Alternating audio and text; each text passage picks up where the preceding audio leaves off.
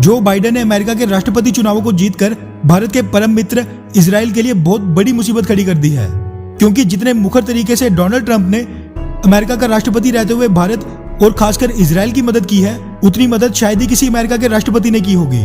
और इस चीज के लिए भारत और खासकर इजराइल को डोनाल्ड ट्रंप का शुक्रगुजार होना चाहिए। और वहीं जितनी सख्ती से अमेरिका डोनाल्ड ट्रंप के राष्ट्रपति रहते हुए चाइना और ईरान के खिलाफ पेश आया है, उतना शायद ही नए राष्ट्रपति बाइडेन के होते आएगा। और ये चीज साफ हो जाती है इजराइल के प्रधानमंत्री बेंजामिन नेतन्याहू के ट्वीट से, जिसमें एक तरफ उन्होंने अमेरिका के नए प्रेसिडेंट इलेक्ट को बधाई संदेश दिया और वहीं दूसरी तरफ डोनाल्ड ट्रंप के लिए भी एक अलग से ट्वीट किया, जिसमें उन्होंने जेरूसलम और गोलन हाइट्स को मान्यता देने, ईरान के खिलाफ इजराइल के लिए खड़ा होने और बाकी के अरब देशों के साथ शांति समझौते कराने के लिए धन्यवाद कहा। और कहा कि आज के समय में जो अमेरिका और इजराइल के रिश्ते इतिहास के सबसे सुनहरे दौर से गुजर रहे हैं, उसका श्रेय अमेरिका के अभी के राष्ट्रपति डोनाल्ड ट्रंप को जाता है। इसीलिए नए प्रेसिडेंट इलेक्ट जो बाइडेन के जीतने से इजराइल के लिए बड़ी दिक्कतें पैदा हो गई हैं। वहीं जो बाइडेन की इस ऐतिहासिक जीत से खुश होने वाले देशों की लिस्ट में फलस्तीन, ईरान, पाकिस्तान और चाइना जैसे देश शामिल हैं, जो डोनाल्ड ट्रंप के चुनाव हारने के बाद राहत की सांस ले रहे हैं।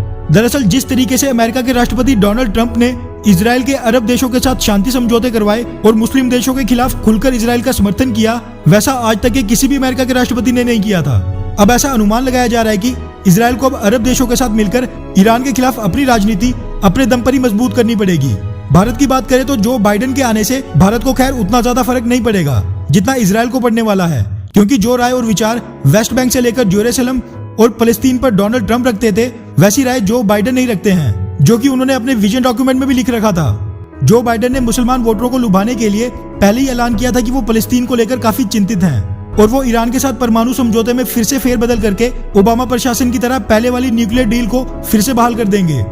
ऐसे में अभी अंदेशा लगाया जा रहा है कि मिडिल ईस्ट में फिर से वही पुराने वाली राजनीति वापस आ सकती है, जो इजराइल के नजरिए से बिल्कुल भी ठीक नहीं है, क्योंकि इजराइल के प्रधानमंत्री बेंजामिन नेतन्याहू ने जॉर्डन वैली और वेस्ट बैंक को औपचारिक रूप से इजराइल में शामिल करने का ऐलान किया था और वो ये कदम डोनाल्ड ट्रंप के राष्ट्रपति रहते करना चाहते थे, लेकिन चाइना के फैलाए कोरोना वायरस की वजह से उनका ये फैसला लटका रह गया। अब जो बाइडेन उनको जॉर्डन वैली और वेस्ट बैंक के मुद्दे पर समर्थन कभी नहीं देंगे।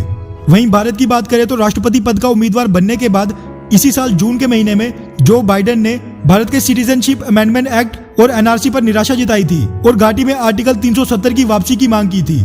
उस समय अमेरिका में भारतीय मूल के लोगों ने इसका काफी विरोध भी किया था। इसके बावजूद अभी भी कई लोग ये उम्मीद लगाए बैठे हैं कि जो बाइडेन के कार्यकाल में भी भारत और अमेरिका के रिश्ते पहले जैसे ही खास रहेंगे। वैसे ये तो आने वाला वक्त बताएगा।